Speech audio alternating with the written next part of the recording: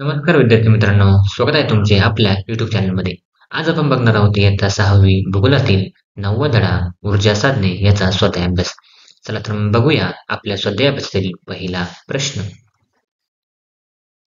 तर आपला प्रश्न पहिला आहे अ. पुढील कार्यासाठी कोणते साधन वापरावे लागेल? जसे की 1. रोहनला पतंग उडवायचा आहे. उत्तर आहे हवा आणि म्हणजे वारा. 2 आहे आदिवासी पाड्यातील लोकांचे थंडीपासून संरक्षण करायचे आहे. तर उत्तर आहे शेकोटी पेटवण्यासाठी लाकूड. 3 आहे सहलीसाठी प्रवासात सहज हाताळता येतील अशी स्वयंपाकाची उपकरणे. उत्तर छोटा गॅस, बत्तीचा स्टोव, लाकूड. 4 आहे सलमाला कपड्यांना इस्त्री करायची आहे. तर काय लागेल? इलेक्ट्रिक आणि कोळशाची इस्त्री.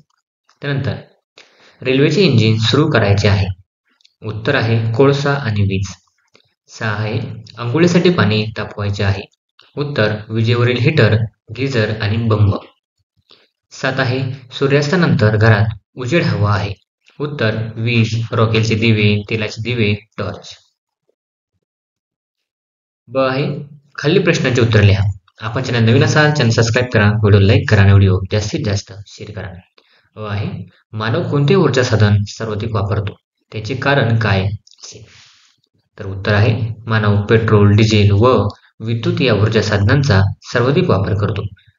कारण मानवाला घरगुती वापरापासून ते कारखान्यात कार्यालयात काम करण्यापर्यंत प्रत्येक ठिकाणी विद्युत ऊर्जेची गरज असते. त्याशिवाय त्याला वाहतूक करण्यासाठी पेट्रोल, डिझेल या ऊर्जा साधनांची गरज असते. 2 आहे ऊर्जा साधनांची गरज काय? उत्तर आहे मानव व आपल्या गरजा भागवण्यासाठी पेट्रोल, वारा, नैसर्गिक वायू, सूर्यप्रकाश इत्यादी ऊर्जा साधनांचा वापर करतो. याशिवाय इतरही ऊर्जा साधनांचा वापर करत असतो. अर्थात मानवाला आपल्या गरजा भागवण्यासाठी ऊर्जा साधनांची गरज असते. 3 आहे पर्यावरणपूरक ऊर्जा साधनांचा वापर का गरजेचा आहे? उत्तर आहे ऊर्जा साधने ही पारंपरिक व अपारंपरिक अशी असतात. पारंपरिक ऊर्जा साधने प्रामुख्याने संपणारी असतात. तर अपारंपरिक ऊर्जा साधनांची निर्मिती पुन्हा पुन्हा करता येते. ती दीर्घकाळ निर्माण करता येते. त्यापासून पर्यावरणाला धोका नसतो, प्रदूषण होत नाही. त्यामुळे अशा पर्यावरणपूरक ऊर्जा साधनांचा वापर करणे गरजेचे आहे. पुढील आहे क. खालील मुद्द्यांच्या आधारे फरक स्पष्ट करा. म्हणजे उपलब्धता, पर्यावरणपूरकता व फायदे तोटे. जसे की खनिज तेल व सौर ऊर्जा. तर खनिज तेल आणि सौर ऊर्जेचे प्रकार आपल्याला पहिल्यांदा बघू आपण खनिज तेल. खनिज तेल मर्यादित प्रमाणात उपलब्ध आहे. सौर ऊर्जा विपुल प्रमाणात उपलब्ध आहे. 2 आहे खनिज तेलाचा वापर पर्यावरणपूरक नाही, तर सौर ऊर्जेचा वापर पर्यावरणपूरक आहे. 3 आहे खनिज तेलाचा वापर केल्याने मोठ्या प्रमाणावर प्रदूषण होते, तर सौर ऊर्जेचा वापर केल्याने कोणतेही प्रदूषण होत नाही. 2 आहे जल ऊर्जा व भूगर्भीय ऊर्जा.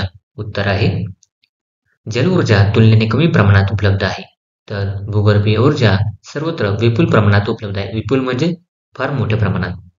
2 आहे जल ऊर्जेचा वापर पर्यावरणपूरक आहे, तर भूगर्भीय ऊर्जेचा वापर तुलनेने कमी पर्यावरणपूरक आहे. 3 आहे जल ऊर्जा निर्मिती तुलनेने कमी खर्चिक आहे, तर भूगर्भीय ऊर्जा निर्मिती तुलनेने अधिक खर्चिक आहे. Thanks for watching video. इयत्ता 6वीच्या मराठी, सेमी आणि इंग्रजी या माध्यमांच्या सर्व विषयांच्या स्वाध्यायाच्या नवनवीन व्हिडिओसाठी चॅनलला सबस्क्राईब नक्की करा, लाईक करा, कमेंट करा आणि वर्गमित्रांना शेअर करा.